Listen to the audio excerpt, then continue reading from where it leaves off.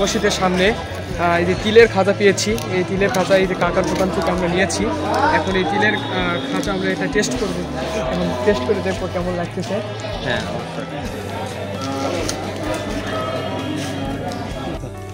এই যা নতি বাবা, এই যা খুব কষ্টের আবার বাবা। এই যে বাবা, এই যে একটা,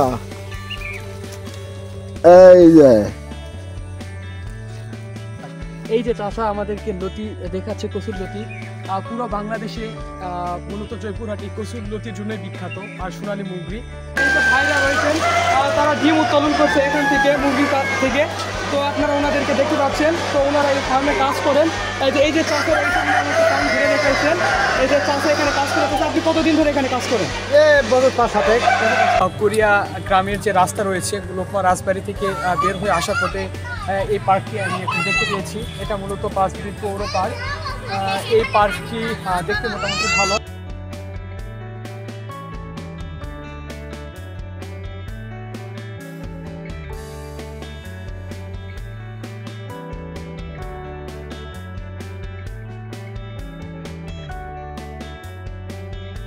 জয়পুরহাট থেকে পাঁচবিবিতে যেতে যেতে চলেন পাঁচবিবির উৎপত্তির ইতিহাস সম্পর্কে কিছু জেনে নেওয়া যাক।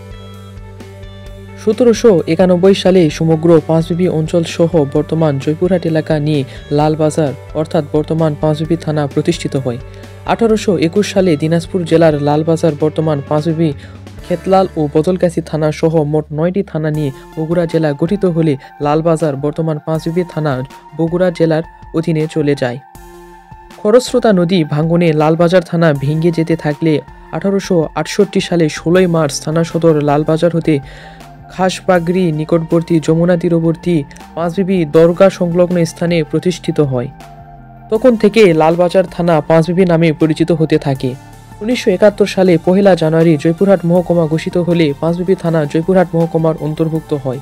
1982 সালে 15 ডিসেম্বর পাঁচবিবি থানাকে পাঁচবিবি উপজেলা হিসাবে ঘোষণা করা হয়। 1984 সালে 26 ফেব্রুয়ারি জয়পুরহাট জেলা ঘোষিত হলে পাঁচবিবি উপজেলা জয়পুরহাট জেলার অন্তর্ভুক্ত হয়।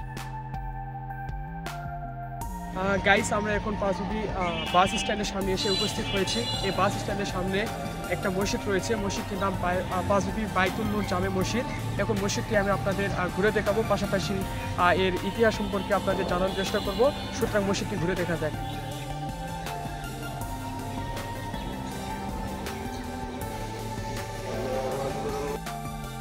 পাঁচবিবি বাইতুল নূর জামে মসজিদ, এই মসজিদটি উত্তর অঞ্চলের সবচেয়ে বড় মসজিদ। এই মসজিদটি 1913 সালের দিকে স্থাপিত হয়। এই মসজিদটি বিভিন্ন সময়ে সংস্কার করে বর্তমানে এই মসজিদটি 3 তলা বিশিষ্ট আধুনিক মানের মসজিদে রূপান্তরিত হয়েছে। এই মসজিদে প্রায় 3000 লোক একসঙ্গে সালাত আদায় করতে পারেন। দূর দূরান্ত থেকে অনেক মুসল্লি সালাত আদায় করতে আসেন। এই মসজিদের সামনে প্রায় 1 একর জমির মাঠ রয়েছে।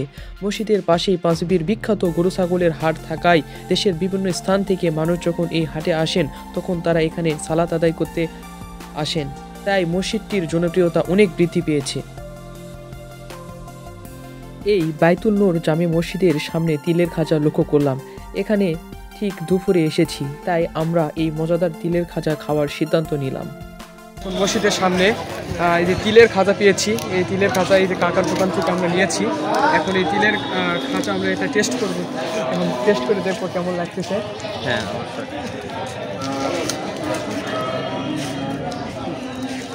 আসলে সত্যি তিলের খাজাটা দারুণ লাগতেছে। আমরা টেস্ট করলাম এটা, অবশ্যই আপনারা এখানে আসলে এটা টেস্ট করতে পারেন। এটা অনেক সুন্দর একটা টেস্ট রয়েছে। এই যা নতি বাবা, এই যা খুব কষ্টের আবার বাবা। এই যে বাবা, এই যে একটা, এই যে সোনালী মুগরি, লতির রাস, জয়পুরহাটের রাস, অহংকার। এই যে চাষা আমাদেরকে লতি দেখাচ্ছে, কসুর লতি। পুরো বাংলাদেশে মূলত জয়পুরহাট এই কসুর লতির জন্যই বিখ্যাত, আর সোনালী মুগরি। তো আমরা এখন এই কচুরলতি রাস্তার মাঝখানে দেখতে পেলাম। তো চাচা আমাদের অত্যন্ত আন্তরিকতার সাথে এই কচুরলতি আমাদেরকে ঘুরে দেখাচ্ছেন। আসলে এটা অনেক সুন্দর একটা মুহূর্ত। তো এই কচুরলতি আমরা আমাদের জয়পুরহাটের শুধু বাংলাদেশে না, পৃথিবীর বিভিন্ন দেশে রপ্তানি করা হয়। এটা আমাদের জয়পুরহাটের এই যে দুটা উঠাই। এই কচুরলতি আমরা জয়পুরহাটের মানুষরা রপ্তানি করে মূলত বৈদেশিক মুদ্রা আয় করে থাকে। এই কচুরলতি মূলত আমাদের জয়পুরহাটের অহংকার। গাইস, এখন আমি আপনাদেরকে এই কচুরলতি দেখালাম এবং আমার ছোট ভাই মোহাম্মদ ক্যামেরার পেছন থেকে এই যে কচুরলতি আপনাদেরকে ঘুরে দেখাবে। লতিরাজ কচু জয়পুরহাটের পাঁচবিবি উপজেলার কৃষকদের ভাগ্য বদলে দিয়েছে। এখানকার লতি এখন দেশের সীমানা পেরিয়ে বিদেশেও রপ্তানি হচ্ছে। অন্যান্য সবজি চাষের চেয়ে কম অর্থ বিনিয়োগে বেশি লাভবান হওয়ায় প্রতি বছরই এর চাষ বাড়ছে। জয়পুরহাটের কচুর লতি গত কয়েক বছর ধরে যুক্তরাষ্ট্র, যুক্তরাজ্য, Australia, Canada, Germany, Denmark, Sweden ও মধ্যপ্রাচ্য সহ প্রায় 25টি দেশে রপ্তানি হচ্ছে। ফলে এই অর্থকরী ফসল থেকে প্রচুর বৈদেশিক মুদ্রা অর্জন হচ্ছে, যা আমাদের জাতীয় অর্থনীতিতে দারুণ অবদান রাখছে। আর স্বল্প সময়ে কচুরলতি চাষ করে লাভবান হচ্ছেন জয়পুরহাটের কৃষকরা। বর্তমানে জয়পুরহাট পোল্ট্রি শিল্পের জন্য বাংলাদেশে জনপ্রিয়তা পেয়েছে। চলেন জয়পুরহাটের পোল্ট্রি শিল্প সম্পর্কে কিছু জেনে নেওয়া যায়। বিংশ শতাব্দী পর্যন্ত কৃষি ও প্রাণী সম্পদের মিশ্র অর্থনৈতিক উপার্জনই ছিল জয়পুরহাট জেলার অর্থনীতির মূল ভরসা। দীর্ঘ সময় পর পোল্ট্রি শিল্প স্বপ্ন দেখায় সেই জয়পুরহাটকে। এ জেলায় অবস্থিত দেশের বৃহত্তম হাঁস মুরগির খামার 1937 সালে প্রতিষ্ঠিত হলেও 90 দশকে এসে স্থানীয়দের ভাগ্য পরিবর্তন করতে শুরু করে। বিশেষ করে সেখানে ফার্মে জাতের মুরগির সঙ্গে আর মোরগের মিলনের মাধ্যমে সোনালী নামের নতুন জাত উৎপাদনের পরে তা এই এলাকায় বেশ জনপ্রিয় হতে থাকে।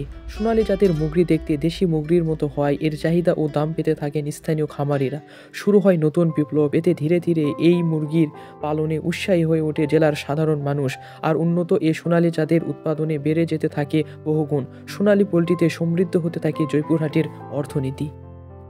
এতেই জয়পুরহাট এখন দেশের পোল্ট্রি জোন হিসাবে চিহ্নিত। বছরে প্রায় 3,81,00,000 মুরগির উৎপাদনের সক্ষমতা রয়েছে জয়পুরহাট জেলার। বর্তমানে এই জেলায় পোল্ট্রি নির্ভর প্রচুর শিল্প কারখানা গড়ে উঠেছে। এছাড়াও দেশের প্রায় 500 কোটি টাকার পোল্ট্রি মুরগির বাজার এই জেলাটির দখলে। গাইস, আমরা এখন জয়পুরহাটের ঐতিহ্যবাহী মুরগির খামারে এসেছি, সোনালী মুরগির খামারে এসেছি। আপনারা জানেন মূলত জয়পুরহাট বাংলাদেশের মধ্যে সোনালী মুরগির জন্য বিখ্যাত। এই যে আমরা একটা বড় ফার্মে এসেছি, ফার্মে যারা কর্মরত অবস্থায় রয়েছেন, এই যে ভাইরা রয়েছেন, তারা ডিম উৎপাদন করছে এখান থেকে, মুরগির থেকে। তো আপনারা ওনাদেরকে দেখতে পাচ্ছেন। তো ওনারা এই ফার্মে কাজ করেন। এই যে চাষের এই সামনে আমাকে ফার্ম ঘিরে রেখেছেন, এই যে চাষে এখানে কাজ করে। আপনি কতদিন ধরে এখানে কাজ করেন? বছর 5-7 তার আগে হয়তো অনেক আগে শেষ হয়ে যাবে। এখানে তো প্রত্যেক দিন অনেক ডিম উৎপাদন করা হয়, তাই না? পাশেই যে গরুর খামার রয়েছে, গরুর খামারটি আমি আপনাদেরকে একটু করে দেখাবো। আর এই যে এখানে ফার্মে বড় বড় মুরগি রয়েছে, মূলত এগুলো সোনালী মুরগি। মূলত এই বাংলাদেশের বিভিন্ন স্থানে রপ্তানি করা হয়। এই মুরগিগুলোর জন্য মূলত জয়পুরহাট বিখ্যাত। অনেক বৈদেশিক মুদ্রা ইনকাম করা হয় এই মুরগিগুলো বিক্রি করে। মূলত এই যে দিদি মুরগিগুলো রয়েছে, এরা ডিম দেয় আর কি এখানে। তো এই যে চাষিরা রয়েছেন এখানে, মূলত এই ফার্মে কাজ করেন। এই যে ওনারা এখানে কাজ করতেছেন। এই যে এখানে মুরগি। গাইস, আমি এখন পাঁচবিবি পৌর পার্কে এসে উপস্থিত হয়েছি। এই পৌর পার্কটি পাঁচবিবি যে বাস টার্মিনাল রয়েছে, বাস টার্মিনাল থেকে 2 কিলোমিটার সামনে। মূলত লোকমা রাজবাড়ি থেকে আসার পথে যে তুরিয়া গ্রাম রয়েছে, গ্রাম থেকে সামনে আসার পরে যে মেন রোড রয়েছে, এই মেন রোডের সামনে এই পাঁচবিবি যে পৌর পার্কটি রয়েছে। আমি এখানে পাঁচবিবি পৌর পার্কটি আপনাদের ঘুরে দেখানোর চেষ্টা করব। পাঁচবিবি উপজেলার পাশেই এই পৌর পার্ক রয়েছে। একেবারে সন্ধ্যার একটু আগে এসে এই পার্কের সামনে উপস্থিত হয়েছি। পার্কের ভিতরে কিছু মানুষের আগমন লক্ষ্য করলাম। এই পার্কটি দেখতে দেখতে চলেন পার্ক সম্পর্কে কিছু জেনে নেওয়া যাক। পার্ক হলো প্রাকৃতিক, আধা প্রাকৃতিক বা রূপিত স্থানে একটি এলাকা, যা মানুষের বিনোদনের জন্য সৃষ্টি করা হয়। এখানে মূলত বিভিন্ন বয়সের মানুষের আগমন লক্ষ্য করা যায়। এই পাঁচবিবির পৌর পার্কে পাঁচবিবি উপজেলার সাধারণ মানুষের বিনোদনের জন্য সৃষ্টি করা হয়েছে। পৌর পার্ক থেকে বের হয়ে আমরা 3 ভাই পাঁচবিবি উপজেলার সামনে এখানে জনপ্রিয় আলুর চপ, পুরি, আলুর সিঙ্গারা এবং গোস্তের কিমা খেলাম। চাচাতো ভাই লাদিন বলল এখানকার খাবারের টেস্ট অনেক মজাদার। খাওয়ার পরে দেখলাম সত্যি খাবারগুলো ভালো ছিল। হাতে সময় না থাকায় আমরা অতি দ্রুত খাবার শেষ করে বাসার উদ্দেশ্যে রওনা দিলাম। আজকের ভিডিওটি এখানেই শেষ। আবারও দেখা হবে অন্য কোনো দর্শনীয় স্থান থেকে। সেই পর্যন্ত সবাই সুস্থ ও ভালো থাকুন এবং চ্যানেলটি সাবস্ক্রাইব করে সাথেই থাকুন। আল্লাহ হাফেজ।